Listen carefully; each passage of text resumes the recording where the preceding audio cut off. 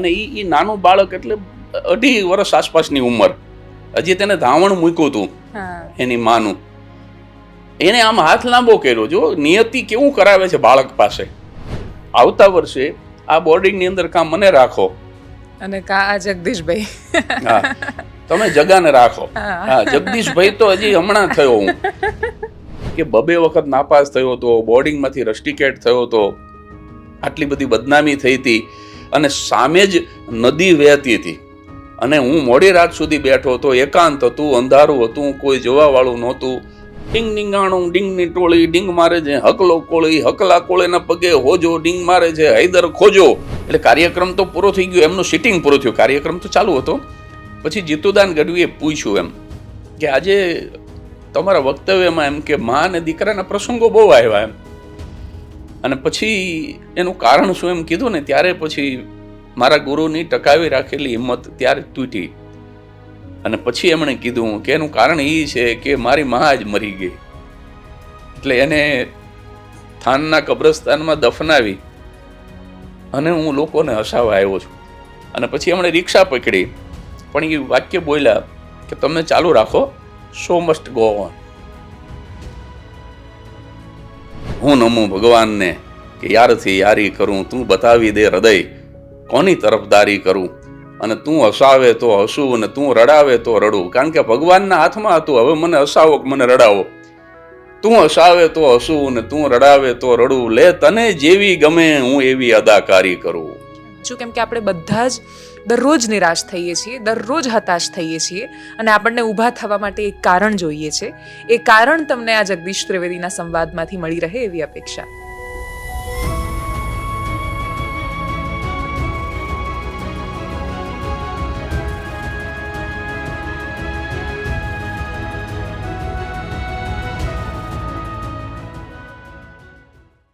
નમસ્કાર, uncut podcast સાથે હું છું દેવાંશી. એક પંક્તિથી શરૂઆત કરું છું, એમની જ પંક્તિ છે જેમની સાથેનો સંવાદ આજે હું તમારા સુધી લઈને આવવાની છું. મારા પ્રભુને હું એટલે ગમ્યો છું, એણે જેમ રમાડ્યો એમ હું રમ્યો છું. ઈશ્વર માટે આટલો સમર્પણ ભાવ અને આટલી સરળતાથી જે જીવનને સમજાવી શકે એ વ્યક્તિનું જ્યારે જીવન સમજીએ ત્યારે બહુ જ બધી ભ્રમણાઓ જે આપણે પાડી રાખી છે જીવનને લઈને, સમાજને લઈને, પોતાના કર્તવ્યોને લઈને, એ ઘણી બધી તૂટતી દેખાય.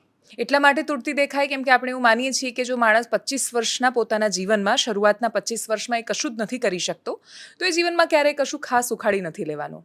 આપણે એવું માનીએ છીએ કે જે માણસ 1-2 વાર પરીક્ષાઓમાં કે પછી અમુક જીવનની પરીક્ષાઓમાં નિષ્ફળ થાય એ ક્યારેય ફરીથી ઊભો જ નથી થઈ શકતો. આપણે એવું માનીએ છીએ કે માણસ જો પહેલા 1 કરોડ રૂપિયા એની પાસે આવી જાય, એના પછી દુનિયાનું, સમાજનું અને આજુબાજુના જીવનનું વિચારવાનું ભૂલી જાય છે. આવી કોઈ જ ભ્રમણા જો તમારા મનમાં છે, જો તમને પણ એવું લાગે છે કે તમે જીવનના કોઈ પણ પડાવ પર આવીને રોકાઈ ગયા છો, સમજ નથી આવતું કે ક્યાંથી ઊભા થઈશું ને કેવી રીતે આગળ જઈશું એ દિશામાં, તો કદાચ તમારી એ બધી જ ભ્રમણાઓ ભાંગવા માટે આ સંવાદ સાંભળવો પૂરતો રહેશે. મારી સાથે જગદીશભાઈ ત્રિવેદી છે, હાસ્ય કલાકાર છે, પદ્મશ્રીથી પુરસ્કૃત છે, અને એ સિવાય એટલા બધા સન્માનોથી પુરસ્કૃત છે. પણ સૌથી મોટી ઓળખ એમની એ છે કે 1 રૂપિયાની 3 ઝેરોક્સ કાઢવાવાળો, જગો ઝેરોક્સવાળો આજે પદ્મશ્રી જગદીશભાઈ ત્રિવેદીથી ઓળખાય છે અને ખૂબ સન્માનથી આખું રાજ્ય એમને જુએ છે. ખૂબ સ્વાગત છે જગદીશભાઈ આપનું. નમસ્કાર સૌ દર્શકોને, મારા નમસ્કાર. વઢવાણથી, સુરેન્દ્રનગરથી અને એ વિસ્તારોથી શરૂઆત કરું ત્યારે નાના ગામમાં મોટા સપના આંખોમાં આવી તો જાય, પૂરા કરવાનો સંઘર્ષ બહુ સરળ નથી હોતો. તમારા પરિવાર વિશે, એટલે દેવશંકર મહેતાના ઘરમાં જ્યારે કોઈ જન્મે, એ પરિવારમાં જ્યારે નાના હતા ને તમારા દેવશંકર મહેતા, એટલે એ પરિવાર, એ સાહિત્યનું વાતાવરણ, મમ્મી પપ્પા શિક્ષક હોય, બાકીના લોકોનો પણ એટલો બધો સરસ મજાનો પરિવાર હોય, ભણી કેમ ના શક્યા તમે? શું અડચણો આવી? ત્યાંથી શરૂઆત કરીએ.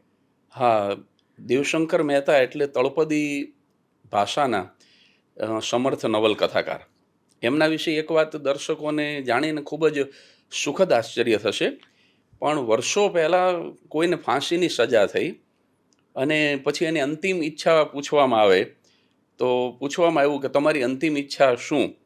તો એણે એમ કીધું કે મારે મારા મનગમતા સર્જક, મનગમતા લેખક દેવશંકર મહેતા સાથે 24 કલાક રહેવું છે.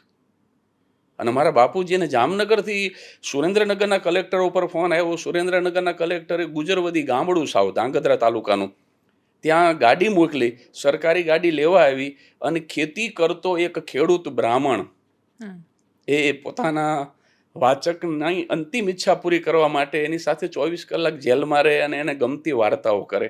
આ કેવું લાગે છે? આનાથી મોટું સન્માન શું હોય કોઈ લેખક માટે? કે કોઈ મરતો માણસ એમ કે મારે મારા મા બાપને નથી મળવું, મારે મારી પસંદગીના લેખકને મળવું છે, હું એની દીકરીનો દીકરો છું, એનું મને ગૌરવ છે.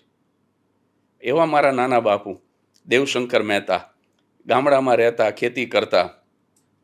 અને મારા મધર ફાધર, એટલે એમાં એવું છે બેન કે દેવશંકર મહેતાની 2 દીકરી, મોટી સરોજ અને નાની ઉર્મિલા, એણે 2 સગા ભાઈ સાથે લગ્ન કર્યું.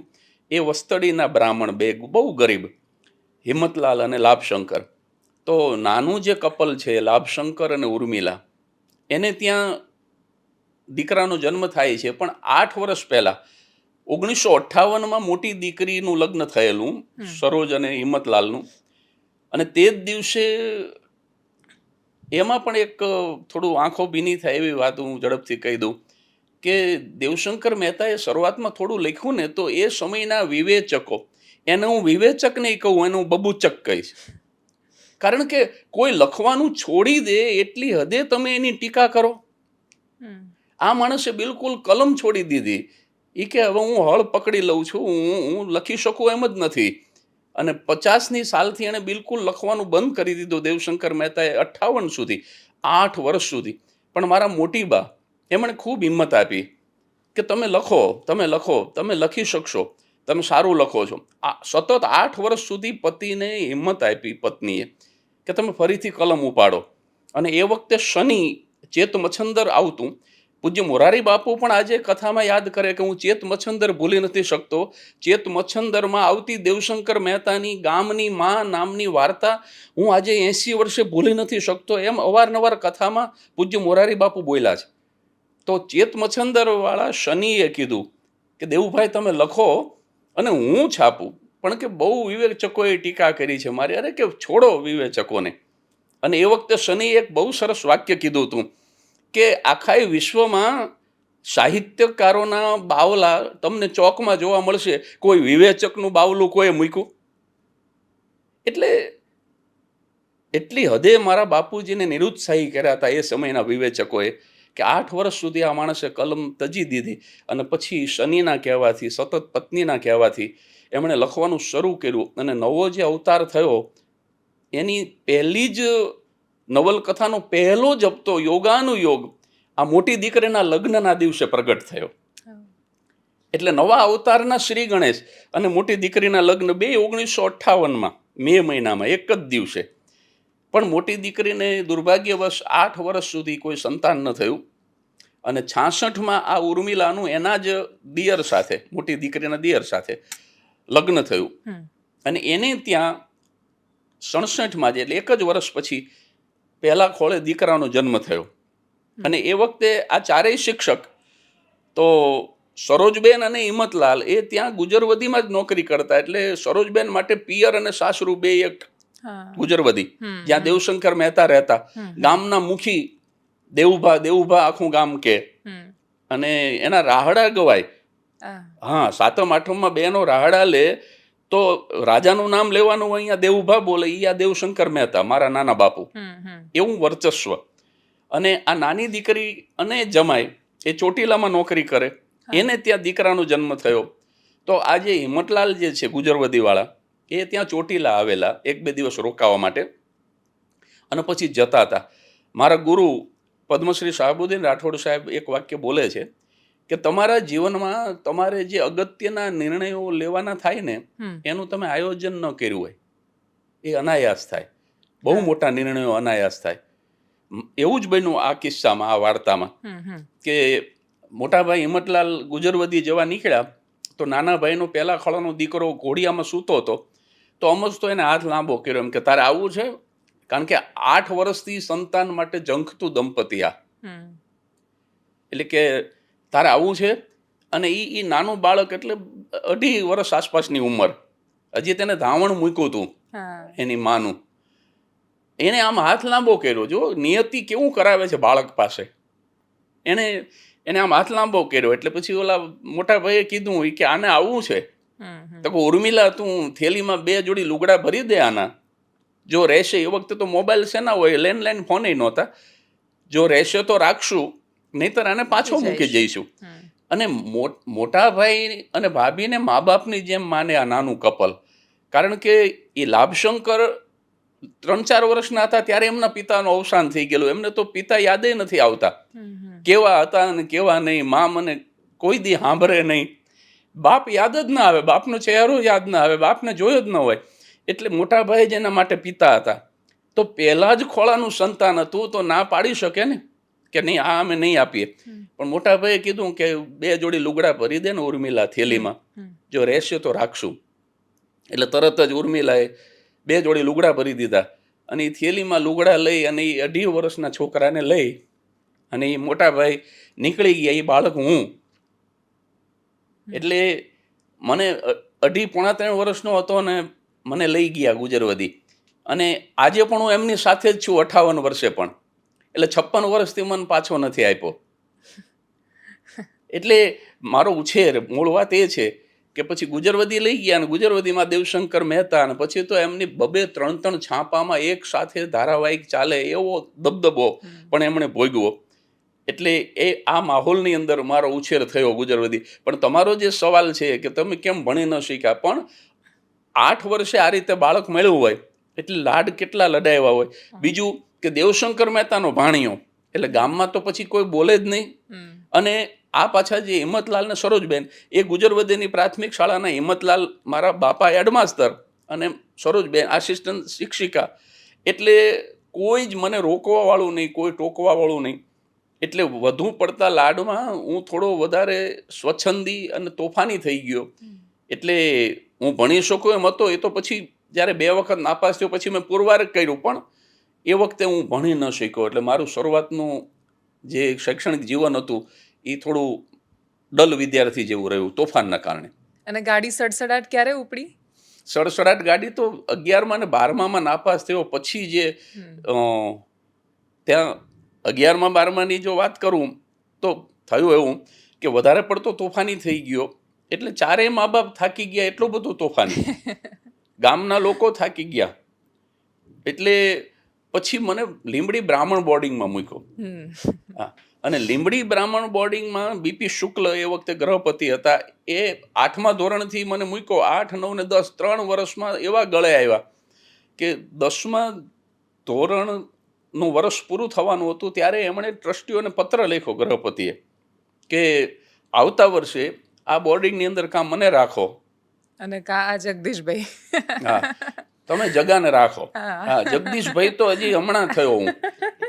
હા, એટલે તરત જ તાબડતોબ ટ્રસ્ટીઓની મિટિંગ મળી અને મિટિંગમાં બધા જ બ્રાહ્મણો હતા, છતાં સર્વાનુમતે નિર્ણય લીધો. બોલો, આ આશ્ચર્યની ઘટના છે કે બ્રાહ્મણો સર્વાનુમતે નિર્ણય લઈ શકે. હા, કારણ કે બ્રાહ્મણો એટલા એક નથી થઈ શકતા. એનું કારણ પણ છે કે બીજી કોમ કરતા મગજની જે શક્તિ છે ને એ હું ગૌરવ સાથે કહું કે બ્રાહ્મણોની થોડી સવિશેષ હોય, સારી હોય. એટલા માટે થઈ અને કોઈ એક વ્યક્તિના નેતૃત્વ નીચે આખો સમાજ ન આવે. દરેકને એમ હોય કે હું કંઈક છું. એટલે એક નથી થઈ શકતા.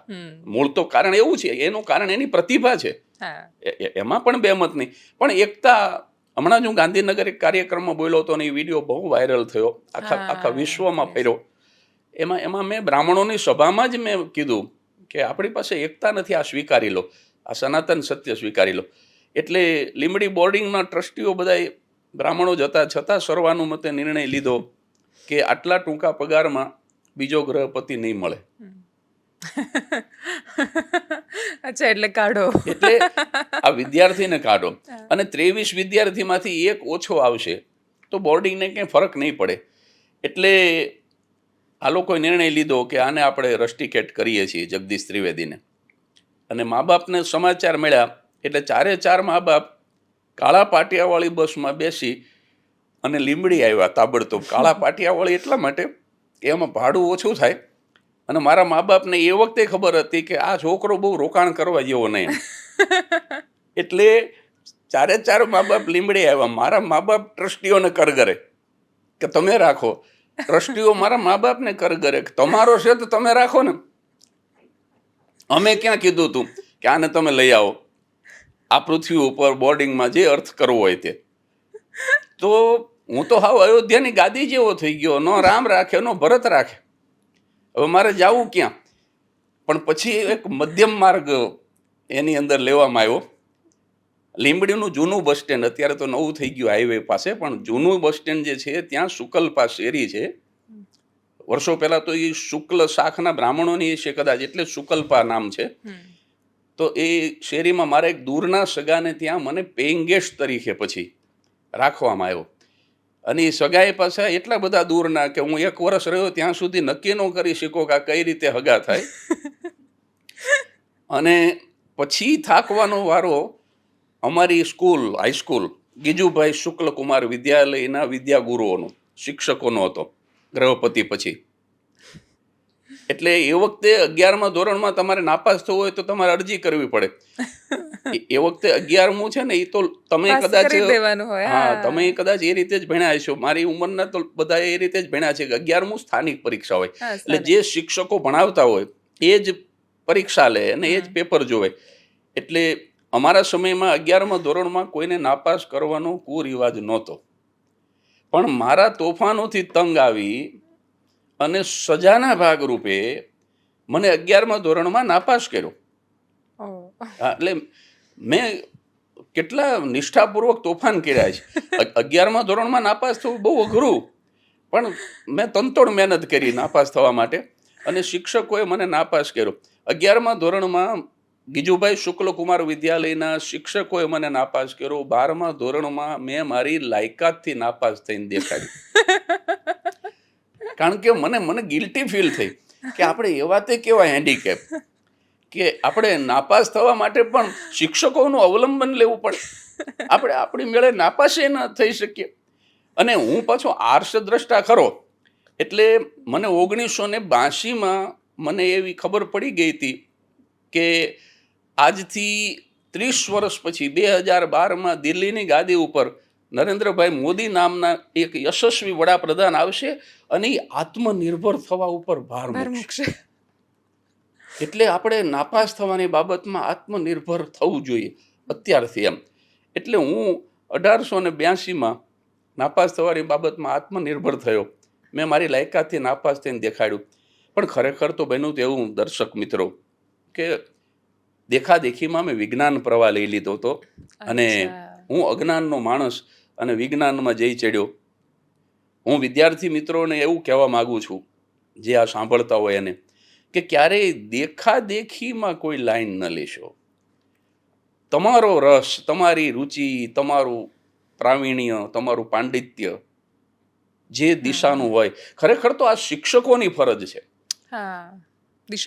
દિશા બતાવી. શિક્ષકો, એજ્યુકેશન શબ્દ ટુ એજ્યુકેટ ઉપરથી આવ્યો છે, અને એજ્યુકેટ એટલે બહાર કાઢવું.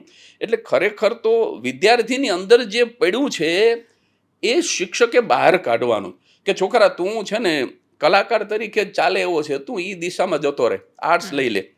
તું આમાં વાણિજ્યનો માણસ છો, તું કોમર્સ લઈ લે. પણ હવે તકલીફ શું થઈ છે કે શિક્ષકો બહાર કાઢવાને બદલે નાખવા મથે છે. એક તો ખાબોચિયા જેટલું જ્ઞાન હોય છે અત્યારે શિક્ષકોનું જ્ઞાન ખાબોચિયા જેટલું હોય, એને નાખી દેવું છે. એને જેટલું આવડે છે એટલું ઓલાને શીખડાવી દેવું, બસ. બીજું તો એને આવડતું નથી, બહારની દુનિયાની એને ખબર નથી. અને આ રીતે જુદી રીતે શિક્ષણ આપવામાં આવે છે. એટલે હું અજ્ઞાનનો માણસ દેખાદેખીમાં વિજ્ઞાનમાં જઈ ચડ્યો એટલે નાપાસ થયો. પાસ તો ઘણું થવું હતું, પણ આપણે એમાં કવરેજ પકડાણું નહીં, આપણું કામ જ નહોતું. એટલે 11માં અને 12માં 2 વખત નાપાસ થયો. એટલે તમે જે વાત કરી ને કે ભાઈ ગાડી સડસડાટ દોડી ક્યારથી, એમ પછી 2 વખત નાપાસ થયા પછી મને પારાવાર પસ્તાવો થયો. અને લીંબડીમાં જગદીશ આશ્રમ છે, ભોગાવો નદી છે, અને એના કાંઠે જગદીશ આશ્રમ બહુ પવિત્ર જગ્યા છે. શિવ પ્રસાદ, વિષ્ણુ પ્રકાશ, શિવ પ્રકાશ અને દત્ત પ્રકાશ, આવા 3 ત્યાં સંન્યાસી થઈ ગયા અને બહુ એમણે તપ કર્યું. બહુ પવિત્ર જગ્યા છે જગદીશ આશ્રમ. એ જગદીશ આશ્રમના કાંઠે આ જગદીશ મોડી રાત સુધી રોયો. અને મને એ વખતે દુઃખ થયું કે મેં મારે 4 મા બાપને મેં દુઃખી કર્યા, મેં ગુજરવદીના ગામ લોકોને દુઃખી કર્યા, મેં મારી બોર્ડિંગના ગ્રહપતિ ટ્રસ્ટીઓને દુઃખી કર્યા, મેં મારી શાળાના વિદ્યાગુરુ અને વિદ્યાર્થીઓને દુઃખી કર્યા. કારણ કે સાયકલમાંથી હવા કાઢી નાખવી, વાલગોળા કાઢી નાખવા, આવી બધી પ્રવૃત્તિઓ હું આખો દિવસ કરતો. હા, એટલે વિદ્યાર્થીઓને પારાવાર દુઃખી કર્યા, શિક્ષકને દુઃખી કર્યા. વિનુભાઈ નામના શિક્ષક હોય તો એનો પીરિયડ શરૂ થવાનો એ પહેલાં બ્લેકબોર્ડની અંદર મોટા અક્ષરે વી લખું અને બાજુ ગુજરાતીમાં હું નું લખું, વીની બાજુમાં એમ વીનું લખીને મૂકી દઉં, વિનુભાઈ આવે એ પહેલાં. એટલે શિક્ષકોને વિદ્યાર્થીઓને બધા એને ખૂબ દુઃખી કર્યા. એટલે પારાવાર પસ્તાવો થયો અને રેડો. સમાજમાં બદનામી થઈ કે જેના 4 મા બાપ શિક્ષક, એનો છોકરો 2 વાર નાપાસ થયો એમ. એટલે વૈદના તો ખાટલે જ હોય ને, આવી બધી ટીકાઓ થવા લાગી. અને એ પસ્તાવામાંથી પછી પ્રતિજ્ઞાનો જન્મ થયો.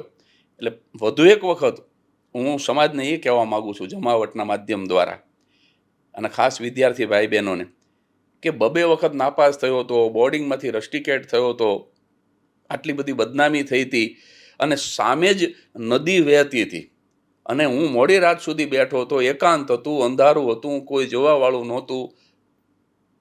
પણ છતાંય મને 1 સેકન્ડ માટે પણ એ નદીમાં કૂદીને આપઘાત કરવાનો વિચાર નથી આવ્યો. એટલે અત્યારે 1-2% નહીં, 1-2 માર્ક્સ ઓછા આવે અને પંખે ટીંગાઈ જાય છોકરાઓ. મા બાપે કેટલું બધું તમારા માટે વિચારીને રાખ્યું હોય. જ્યારે તમને જન્મ આપ્યો હોય, તમને મોટા કરતા હોય, સ્ટેથોસ્કોપ ગળામાં મૂકી અને બાળકનો ફોટો પડાવતા હોય, મારો દીકરો ડૉક્ટર થશે, એને પંખે ટીંગાઈ જવાનો કોઈ અધિકાર નથી. એટલે હું એ કહેવા માગું છું, શું થઈ જાય નાપાસ થઈ જવાથી? કાંઈ થતું નથી સાહેબ. આ 2 વખત નાપાસ થયેલો અત્યારે અહીંયા બેઠો છે તમારી સામે. એટલે એવો નબળો વિચાર ક્યારેય ન કરવો જોઈએ. અને એક પ્રતિજ્ઞા સાથે ઊભો થયો હું કે 2 વખત ભલે નાપાસ થયો, પણ હું 2 વખત PhD કરીને ન બતાવું તો હું જગદીશ ત્રિવેદીની. હા, ત્યાંથી ઊભો થયો ત્યારે હું આ નિશ્ચય સાથે ઊભો થયો હતો. અને આ તો મેં 3 વખત કર્યું, એ તો વધારાનું, ત્રીજું તો આપણને દૂધવાળું દૂધ આપે ને પછી થોડુંક ઉમેરે, એટલે ત્રીજું PhD ઉમેર્યું, ઉમેરણનું. આપણે શેર દૂધ લેતા હોય એમાં 9 ટાંક ઉમેરે, એટલે ત્રીજું PhD તો ઉમેરણનું, વધારાનું. 3 વખત મેં PhD કર્યું, અને આ તો કોઈ અહમની અભિવ્યક્તિ ન ગણશો, પણ 2 વિદ્યાર્થીઓએ જગદીશ ત્રિવેદી ઉપર PhD કર્યું, અને 2 વિદ્યાર્થીઓનો હું માનદ માર્ગદર્શક બન્યો. હું તો કંઈ નોકરી કરતો નથી, એટલે મારે તો કોઈ ગાઈડ બનવાનો પ્રશ્ન જ ન હોય, પણ છતાંય હું માનદ ગાઈડ. એટલે 2 વિદ્યાર્થીઓનો વિદ્યાગુરુ બન્યો, 2 વિદ્યાર્થીઓનો વિષય બન્યો, અને 3 વખત PhD નો હું વિદ્યાર્થી પણ બન્યો. એટલે વિદ્યાર્થી, વિદ્યાગુરુ અને વિષય, એવો ત્રિવેણી સંગમ અનાયાસે ભગવાને ગોઠવી દીધો. પણ આપના સવાલનો જવાબ અહીંયા પૂરો થાય છે કે આ રીતે 11-12માં પછડાટ ખાધા પછી, પારાવાર પસ્તાવા પછી જે ગાડી દોડી. કારણ કે મને ખબર પડી કે હું આર્ટ્સનો જ માણસ છું, એટલે પછી 12મું આર્ટ્સ કર્યું. હા, અને પછી તો FY ને SY ને TY ને પછી MA ને પહેલું PhD, બીજું PhD, ત્રીજું PhD, એ બધું ચાલતું ગયું. ઝેરોક્સ ક્યારે શરૂ કરી? જગો ઝેરોક્સ વાળો આવું નામ કેવી રીતે પડ્યું તમારું? હા, એમાં પછી જ્યારે 12માં નાપાસ થયો પછી તો લીંબડી છોડવું પડે એવો ઘાટ થયો. અચ્છા. હા, બોર્ડિંગમાંથી તો કાઢી જ મૂક્યો હતો, છતાં લીંબડીમાં રહ્યો. પણ પછી તો 11માં એ લોકોએ નાપાસ કર્યો. 12માં જાતે નાપાસ થયા. હા, એટલે લીંબડી છોડ, એટલે બડે બે આબરૂ હોકર તેરે કૂંચે છે હમ નીકળે. પછી તો લીંબડીએ જાકારો આપ્યો મને. એટલે હું પછી ગુજરવદીમાં તો 11મું હોય નહીં, એટલે મારે તો ફરજિયાત થાન જવું પડે. મારા મધર ફાધર, જે મારા રિયલ પેરેન્ટ્સ, એ ત્યાં સુધીમાં થાન બદલી થઈ ગયેલી ચોટીલાથી. બરાબર. એટલે હું થાન ગયો, અને મારા બંને પિતાશ્રી મને અવારનવાર કીધા કરતા કે અમે તારી ઉંમરના હતા ને ત્યારે અમે PTC કરીને શિક્ષક થઈ ગયા હતા. હવે PTC તો 7મા ધોરણ પછી થાય. એ વખતે PTC કરો એટલે શિક્ષકની નોકરી મળી જાય. એમના માટે અઘરું નહોતું જેટલું મારા માટે હતું, અને જેટલું હવેના છોકરાઓ માટે છે એ મારા કરતા વધારે છે શિક્ષક થવું. તો કે અમે શિક્ષક થઈ ગયા હતા ને તું આ નાપાસ થાસ ને આ તારું બધું સાંભળીને દુઃખ થાય છે ને તું ધંધે લાગી જા. એટલે મને પછી એવું હતું કે હવે હું કંઈક કમાવા માંડું. એટલે પછી ત્યાં હું લીંબડીથી થાન આવ્યો. ત્યાં પાછું શાહબુદ્દીન રાઠોડ સાહેબ જે શાળામાં પ્રિન્સિપાલ, એ એકમાત્ર હાઈસ્કૂલ, અને ત્યાં વિજ્ઞાન પ્રવાહ નહીં. એટલે 11 તો મેં વિજ્ઞાન પ્રવાહમાં જ કર્યું હતું. 12માં નાપાસ થયું, પછી મેં 12 આર્ટ્સ કર્યું. તો વિજ્ઞાનમાં ભણવા માટે પછી વાંકાનેર જવું પડે, થાનમાં શક્ય નહોતું. એટલે હું મેલ ટુ મેલ સૌરાષ્ટ્ર મેલમાં સવારે વાંકાનેર જવું અને સાંજે સૌરાષ્ટ્ર મેલમાં પાછું આવું. પણ મારી નાટકની પ્રવૃત્તિ જેનો હું જીવ હતો એ નાનપણથી શરૂ થઈ ગયેલી. પહેલો જાહેર પ્રયોગ મેં કરેલો ગુજરવદીની અંદર, જે શ્રદ્ધા અને ભક્તિથી ગામના લોકો જ નવરાત્રિમાં રામાયણ ભજવે. એટલે એ કોઈ ધંધાદારી કલાકાર ન હોય, ગામના જ લોકો હોય, એ જ પાત્ર લે અને એ જ ભજવે 9 દિવસ સુધી ચોરાના ચોકમાં. હવે એમાં બન્યું એવું કે એટલી નાની ઉંમરે 8-10 વર્ષથી મોટો નહીં હોય ગુજરવદીમાં, એ વખતે હું લીંબડી ગયો એ પહેલાની વાત છે. તો હું એક કવિતા બોલતો, અને એ જમાનામાં 1975 આસપાસ સૌરાષ્ટ્રમાં તો ખૂબ ફેમસ હતી, ડીંગ ડીંગાણું ડીંગની ટોળી, ડીંગ મારે છે હકલો કોળી. હવે એ જે આ જે નામ આવે ને, એ ગામના જીવંત પાત્રોના નામ આવે, અને એ જે તે ગામના સેપરેટ હોય, પણ કવિતા આ રીતે રહે અને છેલ્લે અંત્યાનું પ્રાસ મેળવે. તો હું અમારી ગુજરવદીનું ડીંગ ડીંગાણું હું બોલતો. 8-10 વર્ષનો હતો ત્યારે, અને લોકો મને ઉભો રાખે કે ભાણા ઉભો રે, ડીંગ ડીંગાણું ખાવા. ભાણા કહેતા હશે કેમ કે બરાબર આખું ગામ ભાણો કે, કારણ કે દેવશંકર મહેતાનો ભાણો એટલે આખું ગામ ભાણો, અને આખા ગામને હું મામા કહું. એટલે વાલ્મીકી સમાજના અમારે મગન મામા હતા, તો એ મારા મામા. હા, કોઈ પણ સમાજના એ બધા જ મામા. એટલે ભાણા ઉભો રે અને ડીંગ ડીંગાણું થવા દે. નિશાળે જાતો હોય તો મને ઉભો રાખે, અને પછી હું ડીંગ ડીંગાણું ડીંગની ટોળી, ડીંગ મારે છે હકલો કોળી, હકલા કોળેના પગે હોજો, ડીંગ મારે છે હૈદર ખોજો, ખોજાની ખોવાણી સ્ત્રી, ડીંગ મારે છે લાલજી મિસ્ત્રી. આ બધા લાલજી મિસ્ત્રી ને હૈદર ખોજો ની બધા જીવંત પાત્રો હોય, એ ગામના જ હોય. એટલે આ કાયમ હું બોલતો. એટલે ઓલું જે રામલીલા ભજવવાની વાત થઈ ને નવરાત્રિમાં, ત્યારે કોઈકે કીધું કે ભાણાને જો આની અંદર તમે પાત્ર આપો અને એ ડીંગ ડીંગાણું બોલે તો ગામને કોમિક થાય, કારણ કે હું જે નામ બોલું એ ઓડિયન્સમાં બેઠા હોય. પણ સમસ્યા એ થઈ કે 8-10 વર્ષના ભાણાને રામાયણમાં પાત્ર શું આપવું, અને એ ડીંગ ડીંગાણું પાછું બોલે. રામાયણમાં ડીંગ ડીંગાણું લાવવું કેવી રીતે? એટલે પછી બધાએ વિચાર કરીને નક્કી કર્યું કે સીતાના સ્વયંવરમાં ઘણા બધા રાજાઓને આવવાનું હોય, એમાં ભાણાને એક રાજા તરીકે લઈ આવી. અને એમાં પછી જનક રાજા મને પૂછે કે ભાઈ તમે કયા દેશના રાજા? એટલે હું કહું કે હું ભૂખડ દેશનો રાજા. કે તમારું નામ શું? મેં કીધું ખાધોડકો રાજા. તો કે તમે શિવ ધનુષ ભાંગશો? મેં કીધું ના, સરપંચે મને ના પાડી. કારણ કે સરપંચને પછી ચિંતા એ હતી કે અતિશય અટક ચાળો હું, એટલે આ ભાંગી નાખે તો આખી રામાયણ ગોટે ચડે. અને એ વખતે પાછું શું હતું કે પુરુષો જ સ્ત્રી પાત્ર લે. એટલે અમારે ગાંડું દમા, એટલે દમા કાકાનો ગાંડું સીતા થયો હતો. એટલે મને એ 10 વર્ષે મને એટલી તો સમજણ હતી કે આમાં કઈ ધનુષ ભાંગવા જેવું છે નહીં. એટલે પાછો સરપંચ મને કડક સૂચના આપે કે ભૂલથી નહીં ધનુષ તારે નથી ભાંગવાનું. એટલે મેં કહું ભાઈ હું નહીં ભાંગું. એટલે જનક રાજા મને કે તમે ધનુષ ભાંગશો? મેં કહું મને સરપંચે ના પાડી. તો મને કે તમે શું કરશો? મેં કીધું જો તમે હા પાડો તો હું એક કવિતા સંભળાવું. તો કે સંભળાવો એમ કે જનક વિદેહી. અને પછી હું ડીંગ ડીંગાણું ડીંગ ડીંગ, એટલે ગામવાળાને કોમિક થાય. આવું મેં પહેલો આ જાહેર પ્રયોગ મારી જિંદગીનો. આ 3000થી વધારે કાર્યક્રમો કરી શીખો, 28 જેટલા દેશોમાં. હું 75 કદાચ હવે 100 ની નજીક પહોંચી ગયો છે, એટલી વિદેશ યાત્રાઓ પણ કરી શીખો. પણ આ પહેલો પ્રયોગ મારા જીવનનો જાહેર પ્રયોગ એ ચોરાના ચોકમાં અને રામાયણમાં, એટલે એ ડીંગ ડીંગાણું રજૂ કર્યું. ત્યારથી મારી આ પ્રવૃત્તિ શરૂ થઈ ગયેલી. પછી લીંબડી ગયો તો એક પાત્રે અભિનય હું યુવક મહોત્સવમાં ભાગ લેતો. અત્યારે યુવા પ્રતિભા શોધ સ્પર્ધા એવું નામ આપ્યું છે, પણ એ વખતે યુવક મહોત્સવ.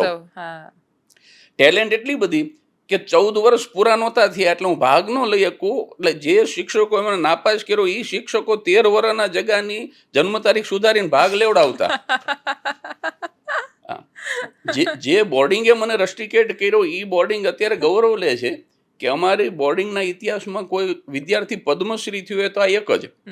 જે હાઈસ્કૂલના શિક્ષકો મને નાપાસ કર્યો એ ગીજુભાઈ શુક્લકુમાર વિદ્યાલયમાં અત્યારે 11 લાખ રૂપિયાનું મારું ડોનેશન છે. એટલે એ લોકો અત્યારે ગૌરવ લે કે અમારો વિદ્યાર્થી એમ. તો મોનો એક્ટિંગમાં ભાગ લેતો થયો, પછી ધીમે ધીમે એકાંકી નાટકોમાં ભાગ લેતો થયો, પછી સ્ત્રી પાત્રો મળે નહીં, નાટક માટે ન મળે, જીવનમાં ન મળે એવો ઘાટ. અને રોયલ્ટીના પૈસા ન હોય, લેખકને દેવાની રોયલ્ટીના પૈસા ન હોય. એટલે પછી જેને કહેવાય ને કે સમસ્યાની કુંખે શોધ જન્મે. એટલે આ સમસ્યાનું નિવારણ લાવવા માટે પછી એકાંકી લખવાનું શરૂ કર્યું, નટી શૂન્ય લખવા. હા, જેથી કરીને આપણે કોઈ સ્ત્રી પાત્ર ગોતવું ન પડે. એટલે આ જે સંસ્કાર હતા ને એ ત્યાં પછી જ્યારે થાન ગયો અને વાંકાનેર ભણવાનું શરૂ કર્યું ત્યારે વાંકાનેરમાં પણ મેં નાટકમાં ભાગ લીધો. અને થાનનું એક ઝેરોક્સ સેન્ટર હતું, ત્યાં હરેશ ત્રિવેદી કરીને મારો એક મિત્ર, અને હરેશ ઝેરોક્સ સેન્ટર ઈ મેડી ઉપર આ વનેચંદના વરઘોડા વાળા વનુ કાકા નીચે બેસે અને ઉપર આ ઝેરોક્સ સેન્ટર. ઈ ત્યાં અમે પછી રાત્રે નાટક આ બધા ભેગા થઈ અને નાટક આ રીતે યુથ ફેસ્ટિવલમાં, કોઈ ધંધાદારી નહીં, એના રિહર્સલ ચાલે, નાટકો લખાય, રિહર્સલ થાય. એટલે આ પ્રવૃત્તિ ચાલતી રહેતી હતી. પછી એને GHCLમાં ટ્રેનિંગ માટે જવાનું થયું, નોકરી કરવી હતી, એને એપ્લિકેશન કરી તો કે ટ્રેનિંગ માટે આવો તમે નૈવેલી, મદ્રાસની બાજુમાં, તામિલનાડુ. એટલે કે મારે હવે જતું રહેવું છે. અને મારા મેણા ચાલુ હતા બે બાપાના કે તું ક્યાંય કરતો નથી. એટલે મને વિચાર આવ્યો કે આ ઝેરોક્સ સેન્ટર હું લઈ લઉં. અને પાછું મને એ બધું ફાવી ગયું હતું કાઢવાની. હા, કારણ કે ત્યાં જ બેસતા અડ્ડો થઈ ગયો હતો અમારો નાટકવાળાનો, નાટકિયાનો અડ્ડો. એટલે ઝેરોક્સ સેન્ટર એ મેં કીધું ભાઈ તું મને આપી દે. એટલે મારા મા બાપ રાજી થાય કે છોકરો ધંધે ચડી ગયો અને એને તો જવું હતું, નોકરી કરવી હતી. એટલે હરેશ ઝેરોક્સ સેન્ટર લઈ અને મેં હરસિદ્ધિ ઝેરોક્સ સેન્ટર એવું નામ આપ્યું. અને 1986ની 21મી જૂને મેં આ 1 રૂપિયાની 3 કોપી અને જગો ઝેરોક્સ વાળો એ 86ની 21મી જૂને મેળવ્યો એ વિરોધ. અને 1 રૂપિયાની 3 ઝેરોક્સમાંથી 13.5 કરોડનું દાન સુધીની આખી આ સફર પહોંચી. 13.5 કરોડનું દાન 13.70 સુધી પહોંચ્યો આજની તારીખમાં, આ 31મી મે 2025. અને તમારો સંકલ્પ હતો કે આખા જીવનમાં એટલે 25 વર્ષમાં 11 કરોડનું દાન કરશો? એનું કારણ છે કે મેં નિવૃત્તિ લીધી, આ સફેદ કપડાં મેં પહેર્યા 50 વર્ષ પૂરા થયા તે દિવસે. મેં 45 વર્ષનો થયો. મારી બર્થડેટ 12મી ઓક્ટોબર. 12મી ઓક્ટોબર 12ના દિવસે હું અમેરિકા હતો અને એક મોટેલ ગામથી દૂર, અને ત્યાં આખો દિવસ એકાંતમાં રહેવાનું થયું. એટલે ભગવાને કેવી સરસ ગોઠવણ કરી દીધી કે 45 વર્ષ સુધી મેં મારી જાતનો સંગ નહોતો કર્યો. અને તે દિવસે ભગવાને જાતનો સંગ કરાયો. એકાંતમાં રહેવાનું, એકાંત અને એકલતા એ બંને પણ જુદા છે. આપ તો સમજો છો, હું દર્શકો માટે બોલું કે જે તમને ગાંડા કરી મૂકે એ એકલતા છે, જે તમને શાણા કરે એ એકાંત છે. એટલે જિંદગીમાં પહેલી વખત એકાંતમાં રહેવાનું બન્યું. અને એ વખતે પછી આ વિચારો આવ્યા આખો દિવસ કે 45 અત્યારે પૂરા થયા, 75 સુધી જીવવાની ઈચ્છા એ વખતે પણ હતી, આજે પણ છે. એટલે કીધું 75 વર્ષ સુધી જો આવી જ રીતે દોડ્યા કરું આખી દુનિયામાં તો શું થશે? કે તો મારી જે સંપત્તિ છે એની પાછળ 2-3 શૂન્ય ઉમેરાઈ જશે. પણ તરત જ એક વિદ્વાનનું વાક્ય યાદ આવ્યું કે તમારી સંપત્તિની અંદર જેટલા શૂન્ય વધશે ને એટલી જીવનમાં શૂન્યતા વધશે. તમે વિચાર કરો, આ ભર્તુહરી, આ ગોપીચંદ, 24 તીર્થંકર લો કે કોઈ પણ તમે લો કે જેને સંપત્તિ છોડી અને સંન્યાસ લઈ લીધો, એ બધા કાં તો રાજા હતા ને કાં તો રાજકુમાર હતા. પાનના ગલાવાળાએ સંન્યાસ નથી લીધો, હીરા ગહતા હોય એને સંન્યાસ નથી લીધો. એટલે સંપત્તિની ચરમ સીમાએ વૈરાગ્ય જન્મે અને કરુણતાની ચરમ સીમાએ હાસ્ય જન્મે. એટલે મને એમ થયું કે મીંડા વધશે એમ તો શૂન્યતા વધશે, તો શું કરવું? શૂન્યતા ન વધારવી હોય તો શું કરવું? એની ગણમથલ ચાલુ થઈ. અને પછી એ દિવસના અંતે નિર્ણય લીધો અને જગત સામે જાહેર કર્યો કે હવે પછીના 5 વર્ષ હું જે કંઈ કાર્યક્રમો કરું ને જે કંઈ હું અર્થ ઉપાર્જન કરું એ મારું, મારા પરિવારનું. પણ 12મી ઓક્ટોબર 2017ના દિવસે, જે દિવસે હું 50 પૂરા કરીશ, બસ ત્યારથી શરૂ કરીને જીવું ત્યાં સુધી એક પણ રૂપિયો હું ઘરે નહીં લાવું. એટલે આવી જાહેરાત તો કરી દીધી. પછી જાત જાતની વાતો થવા માંડી કે આ તો પબ્લિસિટી સ્ટન્ટ છે, કાર્યક્રમો મળે એટલે કાર્યક્રમો મળે એટલા માટે, આ તો ખોટો છે, આ તો લોભીઓ છે, આ શું ત્યાગ કરવાનો હતો, કાં તો કોક એનું મગજ ચસકી ગયું છે. અને હું કાર્યક્રમોમાં બોલવા માંડ્યો હતો કે હવે 4.5 વર્ષ બાકી, હવે 3.25 વર્ષ બાકી, હવે 2 વર્ષ બાકી, હવે 2 મહિના બાકી. ગાંધીનગર સર્કિટ હાઉસની પાછળ એની લોનમાં મેં કાર્યક્રમ કર્યો ત્યારે હું બોલ્યો કે અમારી જિંદગીનો અંતિમ કાર્યક્રમ કે જેની અંદર હું ઘરે પૈસા લઈ જઉં છું. અને હું ખરેખર 12મી ઓક્ટોબર 2017ના દિવસે શું કરું છું જોવા 3,000 થી 3,500 માણસો સુરેન્દ્રનગર આવ્યા.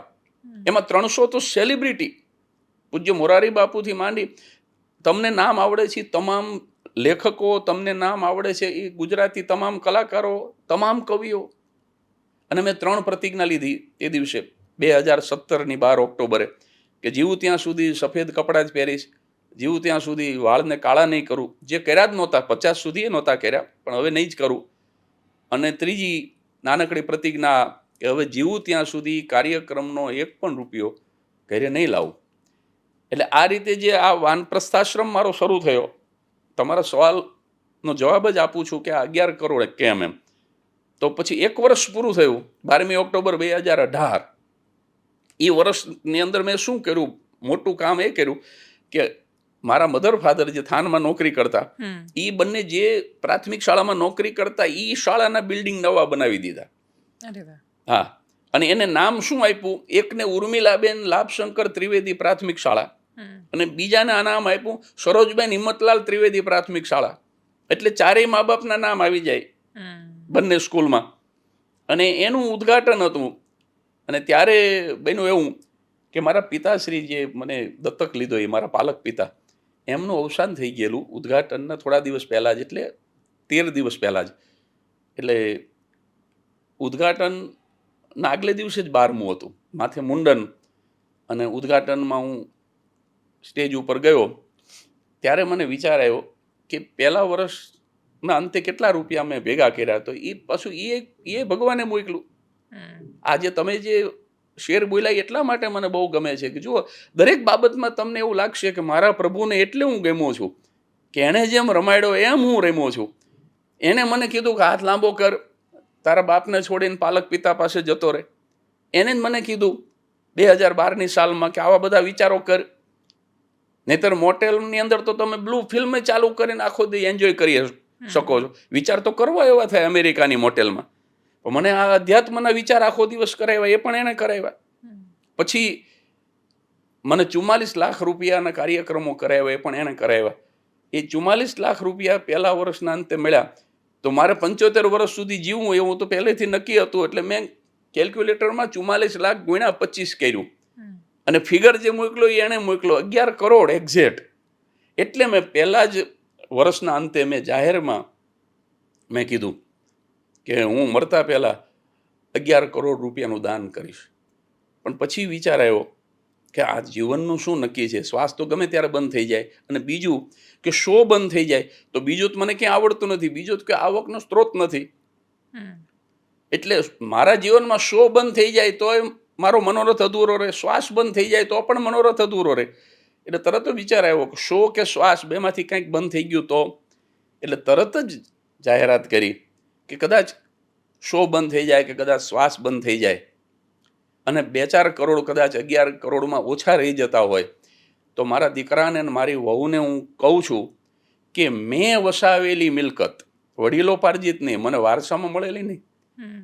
મેં રાતના ઉજાગરા કરી, મેં હાઈવે ઉપર રિસ્ક સાથે પ્રવાસ કરી, મેં લોકોને હસાવી, લોભ કરી, મારી કેસેટો હાઈવેની હોટલે ફરીને વેચી, અને જે મેં સંપત્તિ ભેગી કરી હોય એમાંથી મેં ખરીદેલી મારી મહેનતની જે મિલકત છે એમાંથી 1-2 મિલકત મારી પત્નીને મારો દીકરો વેચી નાખશે, પણ 11 કરોડ સમાજને આપ્યા પહેલાં નનામી આ બ્રાહ્મણને નહીં ઉપડે. આવી એક સાત્વિક ખુમારી હતી મારા જીવનમાં. અને આ કોઈ અભિમાનના અર્થમાં નહીં, પણ એમ કે આ કરવું જોઈએ માણસે. સમાજે તમને આપ્યું એ તમારા સમાજને પાછું આપવું જોઈએ. નહીતર તમે જો કરજો લઈને જાઓ તો તમારી નનામીનો ઊંચકનારાને બહાર લાગે. તમે આપીને જાઓ, હળવા ફૂલ થઈને જાઓ. આવી એક ભાવના હતી અને એટલા માટે 11 કરોડનો સંકલ્પ કર્યો અને ઈશ્વરની કૃપાથી 25 વર્ષમાં પૂરો કરવાનો હતો. એ 6.5 વર્ષમાં, એટલે 1/4 ક્વાર્ટર, 6.5 વર્ષમાં 9મી જૂન 2024ના દિવસે ન્યૂ જર્સી અમેરિકાના કાર્યક્રમમાં એ મનોરથ પૂરો થઈ ગયો. અને અત્યારે હવે કોઈ ટાર્ગેટ નથી, કારણ કે મને બધાએ પછી બહુ ઠપકો આપ્યો, મારા ચાહકોએ, મારા મિત્રોએ, મારા અંગત માણસોએ. મને કે ભાઈ તારે જે કરવું એ કર, તું મિલકત વેચવાની વાત કર. બાળકો પત્નીને કે વચ્ચે લાવો છો? હા, એને તમે ક્યાં આ બધું એટલે આવું નહીં કરવાનું એમ. પણ હું તો બોલી ગયો તો, પણ હવે મનોરથ પૂરો થઈ ગયા પછી હવે ટાર્ગેટ નહીં. એટલે અત્યારે આપણે 13 ને 70 સુધી પહોંચ્યા, 14.5 નજીક પહોંચ્યા, પણ હવે ટાર્ગેટ નહીં. હમણાં મેં કીધું જ તું એક કાર્યક્રમમાં કે હવે 14.5 ન થાય તોય મને દુઃખ નથી. હવે 5 લાખ આજથી હું ન આપી શકું, 14.5 સુધી ન પહોંચી શકું તોય મને અફસોસ નથી. પણ આપના સવાલનો જવાબ એ છે કે 11 કરોડ આ રીતે આવ્યા હતા અને આ રીતે પૂરા થયા. તમારા પત્નીની સાથે તમે જે રીતે લગ્ન કર્યા, કે દહેજની સામે નાટક કરી રહ્યા હતા ને પછી એવું થયું કે દહેજ તો હું નહીં સ્વીકારું, અને એટલા માટે જેની સાથે સગપણ થયું હોય એને લઈને ભાગી જવું અને પછી લગ્ન કરવા. પણ તમારા જે સંઘર્ષના દિવસો હતા, કેમ કે જગદીશ ત્રિવેદી તો હવે બન્યા, સાત્વિક પરિવર્તનો પણ છેલ્લા થોડા વર્ષોથી આવ્યા, શરૂઆતનો સમય તો એમની સાથે પણ ખાસો સંઘર્ષવાળો રહ્યો હશે.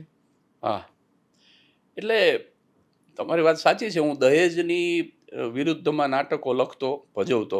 એટલે દહેજ ન લેવું એ તો નક્કી હતું. મા બાપે આ કન્યા જોઈ હતી. મારી સમસ્યા શું હતી, મને મારા ગામમાં કે આજુબાજુમાં કોઈ દીકરી દે એમ હતું. એક વાંકાનેરથી એક ભૂદેવ જોવા આવેલા, રેલવેમાં નોકરી કરે, રેલવે સ્ટેશન ઉતર્યા અને કોકને પૂછ્યું થાનમાં કે હું અહીંયા આવ્યો છું મૂર્તિઓ જોવા. તો કે કોને જોવા આવ્યા? તે કે આ ઝેરોક્સ સેન્ટર છે ને જગદીશભાઈ ત્રિવેદી નામ છે. અરે કે જગો ઝેરોક્સ વાળો? તો કે હા. તો કે તમારા વાંકાનેરમાં કૂવો નથી? દીકરીને કૂવામાં નાખી દેવાય પણ આ જગા હારે ન પરણાવાય. આવી મારી સુવાસ ખરી એ દિવસોમાં. એટલે મને નજીકમાં જ કોઈ દીકરી દે એમ હતું નહીં. વ્યસની હતો, તોફાની હતો. એટલે પછી 270 કિલોમીટર આપણે થોડું દૂર જવું પડ્યું. અને એમાં બન્યું એવું, જામખંભાળિયા. એમાં બન્યું એવું કે મારા ઘરની સામે જ મારા પત્નીના મોટા બેન પરણીને આવેલા. અચ્છા. હા, બિલકુલ સામસામે ઘર. એટલે એમણે મને જોયેલો. એટલે પછી એમણે એના પપ્પાને વાત કરી. એમનું કોઈ સગું નહીં સુરેન્દ્રનગરમાં, સાવ જ નવું ગામ, કોઈ સગું વાલું નહીં. તો કે મારી નાની બેન જો સામે આવી જાય તો અમને બંને બહેનોને ઓથ રહે, એકબીજાની મદદ થાય. એટલે એને પપ્પાને કીધું કે સામે એક છોકરો છે અને એ નીતાની ઉંમરનો છે, તમે આવો ત્યારે એને જોઈ લ્યો. અને એ રીતે વાત ચાલી. પછી મારા પિતાશ્રીએ એને વંદનેશ્વર મહાદેવ લોટો ચડાવવા જાય મારા બાપા, ત્યારે એને આના વ્રત હતા કંઈક મોટી બેનના, ને એમાં વ્રતમાં નાની બેન આવે એમ આવેલી. પછી બંને બેન ત્યાં મહાદેવનું મંદિર દર્શન કરવા ગયા હતા અને મારા પિતાશ્રીએ જોઈ નીતાને. એટલે એમણે કીધું દીકરી સરસ છે અને બરાબર છે, આપણે વાત આગળ વધારીએ એમ કરીને થયું. એટલે 1 વર્ષ સુધી સગપણ થયું, 1 વર્ષ સુધી સગપણ રહ્યું, 1 વર્ષ પછી લગ્ન થવાના હતા. પણ પછી આ વિચાર એ દ્રઢ થયો કે દહેજ તો નથી લેવું. અને મારા સસરા દેણું કરીને પણ પાછા દહેજ આપવા માટે થઈને કટિબદ્ધ. એ તો સામાન્ય પરિવાર, એટલે એ તો પરંપરા સમજતા હોય. હવે સામાન્ય પરિવાર હતો, એને દેણું કરવાની શું જરૂર? પણ આપણે એમ કે દીકરીને આપવું જ જોઈએ, આપણે આવી જ રીતે લગ્ન કરવા જોઈએ, જાનને આવી જ રીતે રાખવી જોઈએ. કરજો કરીને પણ આપણે આ જે ઘૂસી ગયું છે ને એ કાઢી નાખવાની જરૂર. એટલે પછી મેં કીધું કે આ તો આપણે કરવું નથી ને એ માનવા તૈયાર નહીં. એટલે પછી હું જામખંભાળિયા ગયો અને પછી એક આખી રાત લગભગ એમ માનો ને મોડી રાત સુધી નીતાને સમજાવ્યું, કારણ કે એ તૈયાર ન થાય ભાગવા માટે. પણ મેં કીધું કે આપણે આ રીતે જવું જ પડશે, નહીંતર આ લોકો માનશે નહીં. અને પછી હરસિદ્ધિ અમારા કુળદેવી નજીક થાય જામખંભાળિયાથી, એટલે હરસિદ્ધિ દર્શન કરવા જઈએ છીએ એમ કહીને અમે નીકળ્યા સવારમાં અને સીધી રાજકોટની બસ પકડી લીધી. ત્યાં મારા નાટકીય મિત્રો ગામોગામ નાટકીયા મને બહુ કામમાં આવ્યા. મારા બે અંગત મિત્રો નયન ભટ્ટ અને મિલન ત્રિવેદી કરીને, મિલન તો અત્યારે હાસ્ય કલાકાર પણ છે, એમને મેં તૈયાર રાખેલા કે કોર્ટમાં બધા કાગળ રેડી રાખજો તમે. અને રાજકોટની કોર્ટમાં લગ્ન કરી લીધા. અને ત્યાંથી પાછો સૌરાષ્ટ્ર મેલના ચાલુ ડબ્બામાં, એ વખતે ઘરની ગાડીનું તો સપનું નહોતું આવતું, પણ ટેક્સીનો વિચાર નહોતો આવતો. એટલે સૌરાષ્ટ્ર મેલના ચાલુ ડબ્બામાં અમે બે ચડી ગયા. એમાંય પાછો ઓલો કુવા થંભ ઉપર વાંદરું ચડે એમ, મને તો ઓલી પ્રેક્ટિસ મેલમાં અપડાઉન કરેલું, એટલે આમ ઠેકડો મારીને ઉપરની બર્થ ઉપર જતો રહું. અને ત્યાંથી પછી નીતાને કીધું તારો હાથ મને આપી દે, અને એને મને આપ્યો, એ હજી મેં છોડ્યો નથી. એને ઉપર ખેંચી લીધી ને સુરેન્દ્રનગર આવ્યા. સુરેન્દ્રનગર મારા મા બાપ ને મારા પરિવારને ખબર હતી કે હું નીતાને લેવા જ જઉં છું.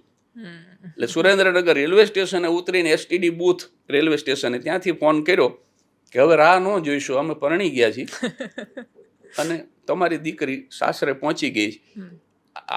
આ રીતે એ લગ્ન કરેલું મેં. ઇન્ટરેસ્ટિંગ. એના પછી મને આવવું છે હવે એ છેલ્લા વિષય પર કે જ્યારે 7 એપ્રિલ 2025નો દિવસ તમે ભરૂચના વાલિયામાં, અને સમાચાર મળ્યા પિતાના અવસાનના. કાર્યક્રમ તો તમે રોકી શકતા હતા, પણ છતાંય શું કામ એ કાર્યક્રમ રોકવો પસંદ ન કર્યો? કેમ કે તમારી જે સફર છે એમાં મા બાપનું બહુ વિશેષ યોગદાન છે. હાથ લાંબો કરવો, એમની સાથે જવું, રહેવું, આટલા વર્ષો પછી ફરી એકવાર પાછું એ માતા પિતાની સાથે મળવું, એ કયા દ્રઢ કારણો હતા કે જેને કારણે તમે ભરૂચના વાલિયામાં રોકાઈ શક્યા? 6ઠી તારીખે વાપીની અંદર મારો રામ દરબાર હતો. જે રીતે અત્યારે કુમાર વિશ્વાસ બોલે છે ને રામાયણ વિશે, એ પ્રસંગો એ નહીં, પ્રસંગો આપણા ગુજરાતી કલાકારો, અમારા પૂર્વજો જે ડાયરામાં બોલતા એ પ્રસંગો હું બોલું છું ગુજરાતીમાં. ઓકે. હા, પણ એના જેવો જ કાર્યક્રમ કહેવાય. તો રામ દરબાર હતો, અને 6ઠી તારીખનો રામ દરબાર પતાવી અને સવારે શતાબ્દીમાં હું ભરૂચ આવ્યો, મારા મિત્રના ઘરે ગયો. અને તમે કીધું એમ વાલિયા ભરૂચથી થોડું દૂર થાય, અને વાલિયાની બાજુમાં ચમારિયા, સાવ ખોબા જેવડું ગામ. એ કાર્યક્રમ ચમારિયામાં હતો પાછો, વાલિયાની બાજુમાં. હા, અને હવે નાનું ગામ હતું એટલે એ લોકોએ બહારથી પેલું સ્ટેજ બાંધવું પડે. એટલે એ સવારથી આવી જાય ત્યાં હાઈ જે સ્ટેજ બંધાય ગામડા ગામમાં.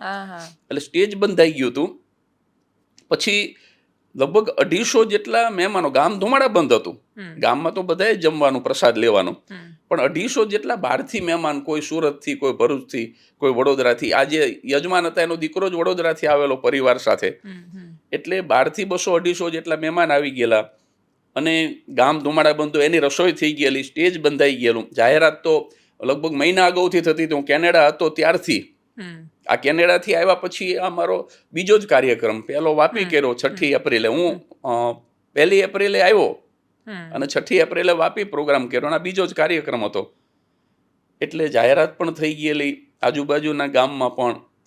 અને હું મારા મિત્રના ઘરે ભરૂચ સૂતો હતો બપોરે, અને 4 વાગે હું જાગ્યો, અને હું ફોન બંધ કરીને શું, પછી મેં ફોન ઓન કર્યો તો મારા નાના ભાઈના 2-3 મિસ કોલ જોયા. એટલે મને ફાળ પડી, કારણ કે પિતાશ્રીની તબિયત ઘણા સમયથી ખરાબ હતી જ. અને હું અહીં આવ્યો, પછી મળવા ગયો ત્યારે તે મેં જોયું, અને ડૉક્ટર સાથે મારે વાત થયેલી હતી. ડૉક્ટરે કીધું કે આમાં હોપ નથી હવે, આ ધીમે ધીમે છે ને આ મલ્ટિપલ ઓર્ગન ફેલ્યોરનો કેસ છે. એટલે ધીમે ધીમે અંગો બધા જ મરતા જશે, અને આમાં રિકવરીની કોઈ શક્યતા નથી એમ. એવું તો મારા ડૉક્ટર મિત્રે મને કીધું હતું. એટલે આ બનવાનું છે એપ્રિલમાં, એ અમને માનસિક તૈયારી હતી અમારી, પણ આટલું ઝડપી થશે એ ખબર નહોતી, નહીંતર હું ત્યાં ન ગયો હોત. એટલે પછી મેં તરત જ ઘરે ફોન કર્યો હતો કે નાના ભાઈએ કીધું કે પપ્પાનું શરીર શાંત થઈ ગયું છે 3:30 આસપાસ. એટલે મેં કીધું હવે જો હું ત્યાંથી હું જઉં તો એક તો હું 10 વાગ્યા પહેલાં પહોંચી શકું એમ નહોતો. 5-1 કલાકનો રસ્તો હતો, એટલે 9-10 વાગી જાય. બોડી સૂર્યાસ્ત પહેલા અગ્નિદાહ આપી દેવો પડે, બોડી રાત રાખી શકાય એમ નહોતું. એટલે કે સવાર સુધી તમે લંબાવશો નહીં. જે ડૉક્ટરે આવીને કીધું કે નાવ ઇઝ નો મોર, તો કે હવે તમે આનો અંતિમ સંસ્કાર કરી નાખજો. એટલે મારો ભાઈ કે હવે કેમ કરશું? મેં કીધું જો હું આવીશ તો એ રાતના 9 વાગશે, મોડું થશે. બીજું કે અહીંયા રસોઈ થઈ ગઈ છે, સ્ટેજ બંધાઈ ગયું છે, બહારગામથી મહેમાનો આવી ગયા છે. હું એમ કહું કે મારા પિતાશ્રી મરી ગયા છે ને હું હવે નથી આવતો, તો એ તો કોઈ બોલવાના જ નહોતા. કારણ તો જેન્યુન હતું, આપે કહ્યું એમ. પણ મને એ વખતે પાછા મારા ગુરુ યાદ આવ્યા. વર્ષો પહેલા રાજકોટના જંકશન પ્લોટની અંદર ડાયરો હતો અને જીતુદાન ગઢવીનું સંચાલન હતું. દિવાળીબેન ને પ્રાણલાલ વ્યાસ ને શાહબુદ્દીન રાઠોડ ને આજી રમકડું ને નાનજી મિસ્ત્રી વાયોલિનમાં એ જે પરંપરાગત ડાયરો એ જમાનામાં થતો, જેને ખરેખર ડાયરો કહેવાય, હવે થાય છે ને ડાયરો ન કહેવાય. બાકાજી કી. હા, એટલે એ પરંપરાગત ડાયરો શરૂ થયો અને પછી શાહબુદ્દીન રાઠોડનો વારો આવ્યો. એમને બોલવાનું શરૂ કર્યું એટલે ભત્રીજો પ્રેમમાં પડ્યો ને શિક્ષકોનું બાર વટો ને વનેચંદનો વરઘોડો ને જે કંઈ બોલતા હોય એ પ્રસંગો આવ્યા. પણ જાણે અજાણે વચ્ચે વચ્ચે મા અને દીકરાના પ્રસંગો પણ આવ્યા, હૃદય સ્પર્શી. શિવાજી અને જીજાબાઈના ને પ્રભાશંકર પટણીના ને ભગત બાપુના માતુશ્રીનું અવસાન થયું ને પછી એમને દુહાઓ જે લખ્યા રડતા રડતા. એટલે કાર્યક્રમ તો પૂરો થઈ ગયો, એમનું સિટિંગ પૂરું થયું, કાર્યક્રમ તો ચાલુ હતો. પછી જીતુદાન ગઢવીએ પૂછ્યું એમ કે આજે તમારા વક્તવ્યમાં એમ કે મા અને દીકરાના પ્રસંગો બહુ આવ્યા એમ, અને પછી એનું કારણ શું એમ કીધું ને, ત્યારે પછી મારા ગુરુની ટકાવી રાખેલી હિંમત ત્યારે તૂટી. અને પછી એમણે કીધું કે એનું કારણ એ છે કે મારી મા જ મરી ગઈ, એટલે એને થાનના કબ્રસ્તાનમાં દફનાવી અને હું લોકોને હસાવવા આવ્યો છું. અને પછી એમણે રિક્ષા પકડી, પણ એ વાક્ય બોલ્યા કે તમે ચાલુ રાખો, શો મસ્ટ ગો ઓન. એટલે મને મારા ગુરુ યાદ આવ્યા. એટલે મને એમ થયું કે હું હવે આમ પહોંચું તો એ મોડું થઈ જાય એવું છે. બીજું આ લોકોનું બગડી જશે, મારું તો બગડવાનું તો એ બગડી ગયું, હવે તો સુધરવાનું નથી. પણ આમનું બગડશે કે જે લોકો મહિના અગાઉથી તૈયારી કરે છે. એટલે પછી મેં એ લોકોને જાણ ન કરી અને મને પણ એમ થયું કે શાહબુદ્દીન રાઠોડનો શિષ્ય થવાને હું લાયક છું, એની કદાચ આ અંતિમ કસોટી છે. એટલે હું નીકળી ગયો ભરૂચથી મારા મિત્ર સાથે, વાલિયાથી ચમારિયા. અને એ કાર્યક્રમ પણ મેં આપ્યો 8 થી 10, 8 વાગે એક્ઝેક્ટ શરૂ થયો, 10 વાગે પૂરો થયો. 2 કલાક મેં લોકોને હસાવ્યા. અને પછી કાર્યક્રમના અંતે બોલ્યો, એનો વિડીયો પણ ખૂબ વાયરલ થયો છે. પછી મેં જાહેરાત કરી કે આજે બપોરે મારા પિતાશ્રીનું અવસાન થયું છે અને મેં ધાર્યું હોત તો નીકળી શક્યો હોત, પણ શો મસ્ટ ગો ઓન. એટલે જે લોકો 2 કલાકથી હસતા હતા એમાંથી ઘણા લોકો રડી પડ્યા, સ્વાભાવિક છે. અને દેવાંશીબેન, આપ તો જાણો છો, હું તો દર્શકો માટે કહું છું કે કલાકાર જ્યારે જિંદગીનો પહેલો પ્રયોગ કરવા માટે થઈને સ્ટેજ ઉપર પગ મૂકે ને, બસ ત્યારથી જ એ પોતાના પરિવારનો મટી જતો હોય છે અને સમાજનો થઈ જતો હોય છે. અને એમાંય હાસ્ય કલાકાર અમારા માટે એટલા માટે થોડું અઘરું છે આ કરવું કે કોઈ ભજનીકના પિતાનું અવસાન થયું હોત ને તો એ આંખ બંધ કરીને ભજન તો ગાઈ શકે,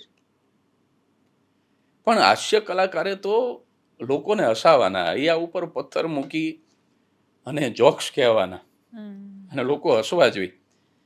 એટલે હસાવી છે મેં દુનિયાને ને રડ્યો છું એકલો રાતે, મને જાહેરમાં લીલામ કરવાનું નથી ગમતું, ખુદા રાખે સલામત આ તરસ મારી, આ દર્દ મારા, મને માગી ભીખીને જામ ભરવાનું નથી ગમતું. એમ એ રોલ પણ આપણે ભજવી દીધો અને એમાંથી પણ આપણે સફળ થઈ ગયા. તમે બ્રાહ્મણો માટે જે હમણાં ગાંધીનગરમાં બોલ્યા, અને પહેલાં પણ આપણે એના પર ખૂબ ચર્ચા થઈ હતી, તો એ ખૂબ ચર્ચામાં તો આવ્યો એ વિષય, પણ એના પર વિવાદ પણ ખાસો બધો થયો કે ઘણા બધા લોકો એવું કહ્યું કે તમે જે મંચ પરથી બોલી રહ્યા હતા એ પણ તો બ્રાહ્મણોની એકતાનું મંચ હતું. એ વાતને તમે કઈ રીતે પરસીવ કરી રહ્યા છો? એટલે એ વખતે કાર્યક્રમ જે હતો એ બ્રહ્મ સમાજનો કાર્યક્રમ હતો અને એમાં જુદા જુદા બ્રહ્મ સમાજના આગેવાનો પણ સ્ટેજ ઉપર બેઠા હતા. મુક્તાનંદ બાપુ પણ હતા. હા, પૂજ્ય મુક્તાનંદ બાપુ ચાંપરડાવાળા, પછી ગીજુભાઈ ભરાડ પણ હતા, શિક્ષણવિદ. પછી આપણા ચિલ્ડ્રન યુનિવર્સિટીના અત્યારે વાઇસ ચાન્સલર છે TS જોશી સાહેબ, એ પણ હતા.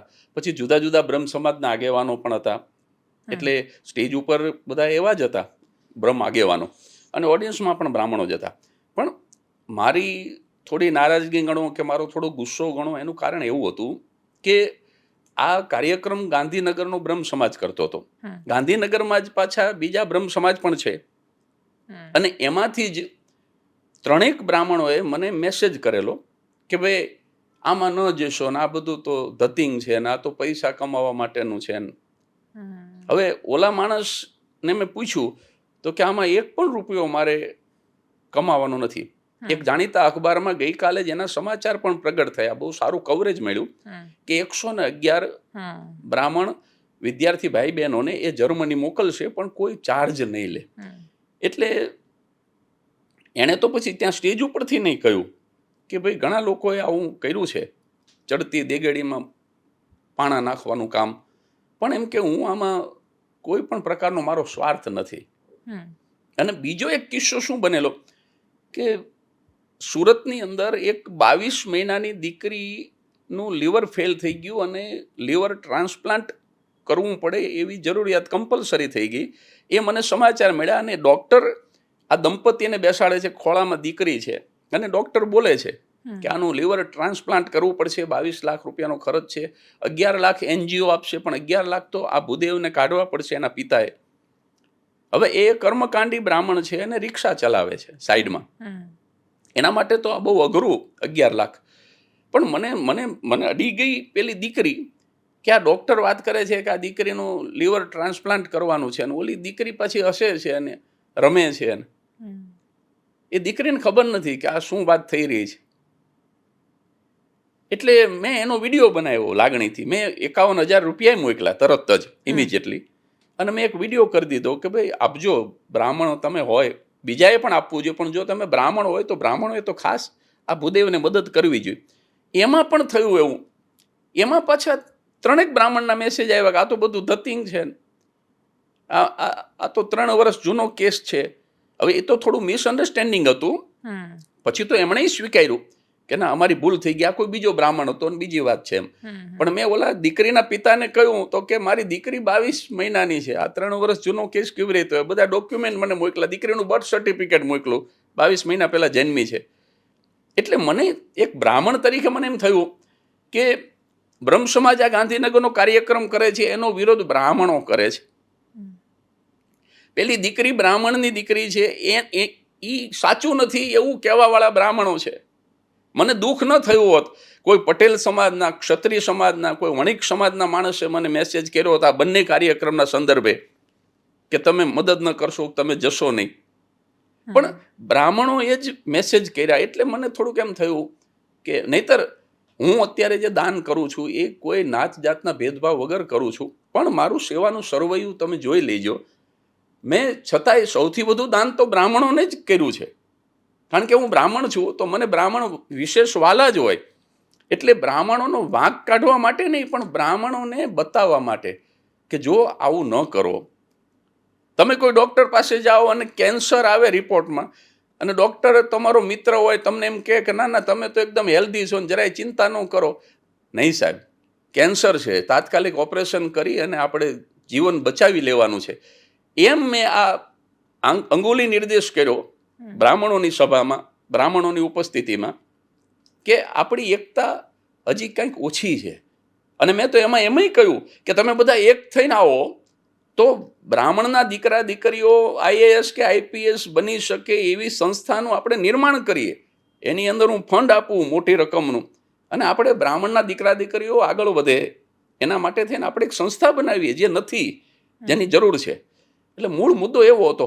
અને મને 250 જેટલા મેસેજ આવ્યા ને બેન, એમાં મને 248 મેસેજ એવા આવ્યા કે તમે સાવ સાચું કીધું. અને બધાએ પોતપોતાની વાત કરી કે મારા ગામમાં મને બ્રાહ્મણો જ નડ્યા. બધાએ પોતપોતાના ગામની વાત કરી, મારા ગામમાં ફલાણા બ્રાહ્મણે મને બહુ હેરાન કર્યો, મને બ્રાહ્મણો નડ્યા. એટલે 250 મેસેજમાં 2 જ મેસેજ એવા કે જેને મારી આ વાત ન ગમી, મને જે મેસેજ આવ્યા એની વાત કરું. એટલે લોકોએ ઉદારતાથી સ્વીકાર્યું પણ ખરું કે આપણે એક થવાની જરૂર છે અને આપણે એકબીજાને મદદ કરવાની જરૂર છે. છેલ્લો પ્રશ્ન, હર્ષદ મહેતાનો કાર્યક્રમ કરવા માટે પહેલી વાર તમે મુંબઈ ગયા હતા અને તમે એવું માન્યું હતું કે એ કાર્યક્રમ તમે સફળ રીતે ન કરી શક્યા. અનેક લોકોની સાથે એવું થતું હોય છે કે શરૂઆત કરે અને પછી એમને ડર લાગે, મંચ પર પહેલી વાર જાય અને પછી એ ગીવ અપ કરી દે છે. એમને એવું લાગે છે કે એમનાથી આ નહીં થાય. તમને એવું ના લાગ્યું ત્યારે કે તમે સારું કરી ન શક્યા તો હવે તમારે આ હાસ્ય કલાકાર કે પછી મંચ પર ચડવું ન જોઈએ, આ ક્ષેત્ર તમારું નથી? ડર નહોતો લાગ્યો?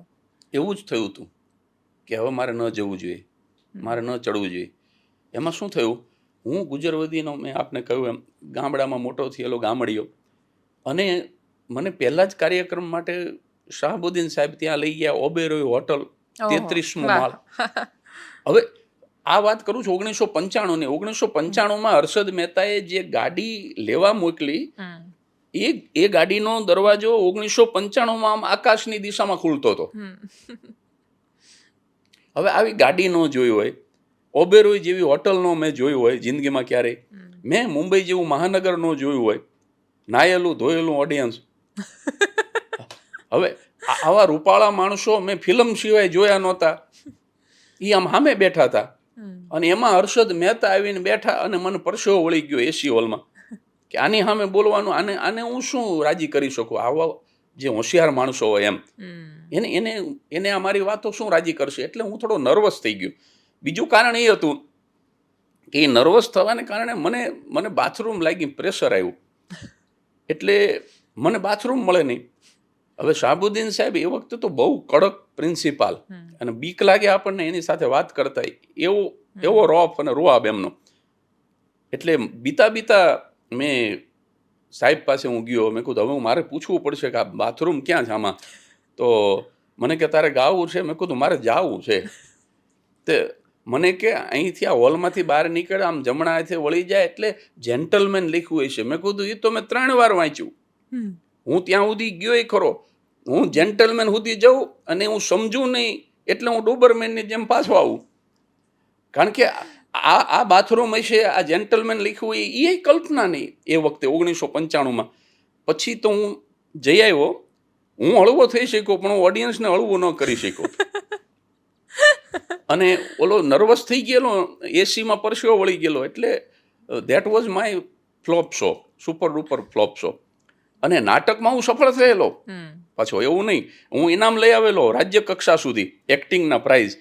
એટલે મને એ વખતે વિચાર આવ્યો કે આ આપણું કામ નહીં, આ આપણે લેન નહીં, મારા ગુરુ કહે છે ને. એટલે કાર્યક્રમ પૂરો થયો પછી મેં રીતસર સ્વીકારી લીધું. મેં કીધું સાહેબ આ મને નહીં ફાવે. કારણ કે નાટકમાં રિહર્સલ કરી ગોખેલા સંવાદો બોલી અને તાલી ઉઘરાવી સહેલી છે કે આમ 5 ડગલા હાલવાનું, ઓલા સ્પોટની નીચે ઊભા રહીને આ વાક્ય બોલવાનું અને હાથ ઊંચો કરો એટલે તાલી પડે અને પડે જ, કારણ કે એમાં પ્રાણ હોય. પણ આમાં તો ઓડિયન્સને શું ગમશે, લાઈવ બોલવાનું છે, કશું જ નક્કી ન હોય, સ્ક્રિપ્ટેડ ન હોય, ત્યારે એમને એના દિલ જીતી લેવા એ અઘરું છે. એટલે મેં કીધું આ મને નહીં ફાવે. એટલે સાહેબે આમ એમની સ્ટાઇલમાં આમ હથેળીમાં આમ લીટો કરે આંગળીથી.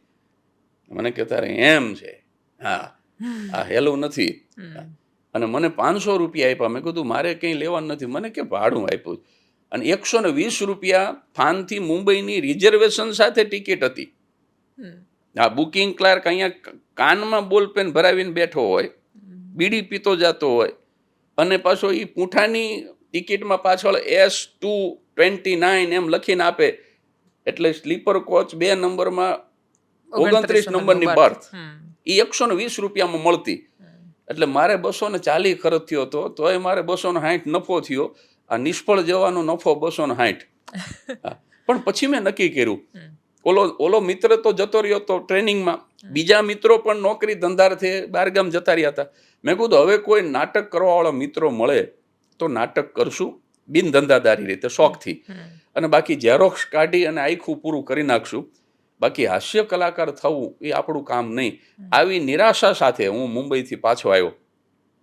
અને 6 મહિના સુધી સાહેબે ભાવ ન પૂછ્યો. પણ 6 મહિના પછી હું ઝેરોક્સ કાઢતો હતો અને લેન્ડલાઇનમાં, સાહેબનો લેન્ડલાઇન ત્યાં હાઈસ્કૂલની ઓફિસમાં, મારે એક લેન્ડલાઇન ફોન હતો. લેન્ડલાઇનમાં રિંગ વાગી અને સાહેબે કીધું કે 2 કાર્યક્રમ મુંબઈના આવ્યા છે અને રિઝર્વેશન કરાવી લેજો. અને પાછો જે મને ઉત્સાહ જે આવ્યો કે ધોળા દિવસે ઝેરોક્સ કાઢતો તી બંધ કરીને, ધોળા દિવસે દુકાન બંધ કરીને મારતી સાયકલે રેલવે સ્ટેશન દોડ્યો અને રિઝર્વેશન લઈ લીધું. કારણ કે બ્રાહ્મણોને તો રિઝર્વેશન રેલવેમાં મળે. એટલે તરત જ મેં ટિકિટ કઢાવી લીધી અને પછી મેં છે ને નાટકની જેમ રિહર્સલ શરૂ કર્યા. પછી તો હું કોઈક ગ્રાહક આવે ને તેને કહું ભાઈ કેટલોક ટાઈમ છે, તો કે શું કામ છે. તો મેં કહું જો 15 મિનિટ જોક સાંભળો તો હું તમને અડધી ચા પીવડાવું અને ઝેરોક્સ મફત. અમારે તો હાવ નવરી બજાર. અમારે થાનમાં એ વખતે નખ કાપવા સિવાય કંઈ કામ નહીં માણાને. એટલે એ પાસે બેસી જાય સાંભળવા અને હું એને પાછું જોક્સ કહું, ચા પીવડાવું, ઝેરોક્સ 1-2 મફત કરી દઉં. એમ આખો દિવસ મારા રિહર્સલ ચાલે નાટકની જેમ.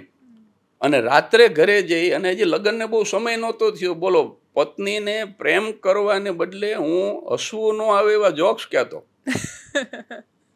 અને એ સહન કરતા. અને એ સહન કરતી. એકવાર તો પછી એને સહન શક્તિની સીમા આવી એટલે પછી એને મારા સાસુને ફોન કર્યો કે તમને ખબર નથી બા, તમારા જમાઈ તો હાસ્ય કલાકાર છે. એટલે મારા સાસુએ આશ્વાસન આપ્યું કે હશે બેટા, એકાદ અવગુણ તો હોય ને. મેં જેમ પડ્યું પાનું નિભાવી લીધું એમ તું નિભાવી લે એમ. એટલે એ વખતે એ લોકો આને અવગુણ માને. મારો પરિવાર મને નાટકીયો એને ગમે નહીં, મારા પરિવારને હું નાટક કરું એ ન ગમે, મારી સાસરીમાં કોઈને આવું બધું ઓછું ગમે. એવા સંજોગોમાં, વિપરીત સંજોગોમાં પણ ભગવાને મને કલાકાર તરીકે જન્મ આપ્યો હતો. મારે કલાકાર જ થવાનું હતું. એટલે પછી રાત્રે હું પત્નીને સંભળાવું, શાહબુદ્દીન સાહેબની જેમ પલંગમાં બેસી જવું ને એને સામે બેહાડું, સાહેબની જેમ એક્શન કરું, સાહેબની જેમ બોલું, હસાવી છે મેં દુનિયાને રેડું છું એકલો રાતે, મને જાહેરમાં લીલામ કરવાનું નથી ગમતું, ને ખુદા રાખે સલામત આ તરસ મારી, આ દર્દ મારા, મને માગી વીખીને જામ ભરવાનું નથી ગમતું. એમ સાહેબની સ્ટાઇલમાં બોલું અને ચડાઈ કરી મુંબઈ ઉપર. અને પહેલો જ કાર્યક્રમ ભાઈદાસમાં હતો અને એમાં 4 કલાકારો, એમાં શાહબુદ્દીન સાહેબને હું, 2 ગુજરાતી અને ડૉક્ટર શ્યામ જ્વાલામુખી. અનફોર્ચ્યુનેટલી લોકલ ટ્રેનના બોમ્બ બ્લાસ્ટમાં એ ગુજરી ગયા. એનો દીકરો ગૌરવ શર્મા આજે સારો હાસ્ય કલાકાર હિન્દીમાં. તો ડૉક્ટર શ્યામ જ્વાલામુખી અને સુભાષ કાબરા, એ 2 હિન્દી. હવે હું સૌથી નાનો એટલે મારે જ શરૂ કરવાનું હતું અને પડદો ખુલ્યો. પણ હું એમ કહું છું, પડદો નહોતો ખુલતો, પણ નસીબ આડેનું પાંદડું આઘું થતું હતું. અને મેં શરૂ કર્યું. નાઝીર દેખૈયાનું મુક્તક એ વખતે હું બોલતો, હું નમું ભગવાનને કે યારથી યારી કરું, તું બતાવી દે હૃદય કોની તરફદારી કરું, અને તું હસાવે તો હસું અને તું રડાવે તો રડું. કારણ કે ભગવાનના હાથમાં હતું, હવે મને હસાવો કે મને રડાવો. તું હસાવે તો હસું ને તું રડાવે તો રડું, લે તને જેવી ગમે હું એવી અદાકારી કરું. એમ કરી અને મારી પત્નીએ પેંડા બનાવ્યા અને રકાબીથી પીધા. એ મારી પહેલી જોક. અત્યારે તો ઘણા કલાકારો બોલે છે, પણ એ મારી મૌલિક અને મારી પહેલી જોક. અને એ પેંડા પીધા, એ જોકમાં ઓડિયન્સ ખડખડાટ હસવા માંડ્યું. અને લોકોને હસતા જોઈને હું રોતો તો હરખનો માર્યો કે હું કોઈને હસાવી શકું છું, હું આ કામ પણ કરી શકું છું. એટલે આ રીતે પછી એ ચાલ્યું. અને બસ એ ભાઈદાસના કાર્યક્રમથી શરૂ કરીને અત્યાર સુધીના કાર્યક્રમોમાં હું નિષ્ફળ નથી ગયો, એ ઈશ્વરની કૃપા. જે રાજેન્દ્ર શુક્લની રચના ગયા વખતે યાદ કરી હતી, એનાથી જ હું આ આખી આ વાતને, ચર્ચાને પૂરું કરું છું કે આ અહીં પહોંચ્યા પછી બસ એટલું સમજાય છે, કોઈ કશું કરતું નથી, આ બધું તો થાય છે. એટલે જે વ્યક્તિ ફેલ થાય છે 11મા અને 12મા ધોરણમાં, એમના લખેલા નિબંધ પાઠો ગુજરાતમાં અને મહારાષ્ટ્રમાં ભણાવવામાં આવે છે. જે વ્યક્તિને જે બોર્ડિંગ કાઢી મૂકે છે, એ બોર્ડિંગનું ગૌરવશાળી વિદ્યાર્થીઓમાં અને જે ઇતિહાસ જેનું ગૌરવ લે, એ રીતે નામોમાં જેમનો નામનો સમાવેશ થાય છે. શિક્ષણ મંત્રીના ગામમાં પણ જે શાળા બનાવે છે, જે રાજ્યના અલગ અલગ વિસ્તારોમાં જઈને સરકારી શાળાઓ અને એની ઇમારતો દાનમાં આપી રહ્યા છે. અને છતાંય આ જીવન, આ જર્ની, આ યાત્રા તમારા સુધી એટલા માટે હું લઈને આવી છું કેમ કે આપણે બધા જ દરરોજ નિરાશ થઈએ છીએ, દરરોજ હતાશ થઈએ છીએ, અને આપણને ઊભા થવા માટે એક કારણ જોઈએ છે. એ કારણ તમને આ જગદીશ ત્રિવેદીના સંવાદમાંથી મળી રહે એવી અપેક્ષા. નમસ્કાર.